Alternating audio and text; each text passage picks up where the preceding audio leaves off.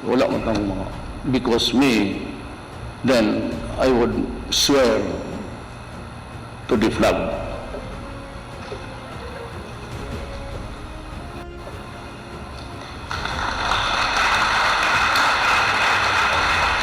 I will swear to the flag.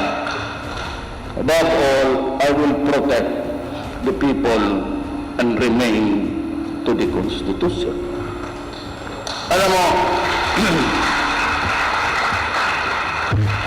tayo magkaibang tribo. May Tausog dito, Maranao, Tagalog, Bicolano, Ilocano, Panggalatok. Alam mo, magkaiba-iba ang dialect natin, magkaiba-iba ang kultura na even the idiosyncrasies. But no, what remains to hold us together is itong Philippine written manifestation of that flag is the Constitution. I hope that everybody would remain loyal to that flag.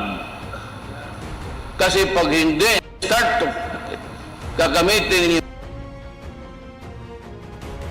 ang pera, hayaan ninyo kami in our poverty there, ni wala kaming enough resources after giving all our money to you, then you send us pittance at maggulo. You leave to us behind a serious problem of maybe a fractured island.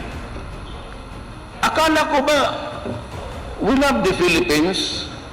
It is the land of my birth. It is the home of my people. That is the pledge I have to make to you. I am Rodrigo Duterte. Pilipino ako. Kasi ang usapan, many years ago, our loving fathers and forefathers, pumayag tayo na magkaisa-isa, and maybe the island of Mindanao by force, but at least there was a semblance of unity, and we wrote the Constitution at nandyan yung flag natin. Ang akala ba namin na magtatayo tayo ng gobyerno, we set up a government for all. It is an agency from which the will of the people is expressed. So, we presume, we really suppose that lahat tayo will be governed equally. Because except for the land tax, wala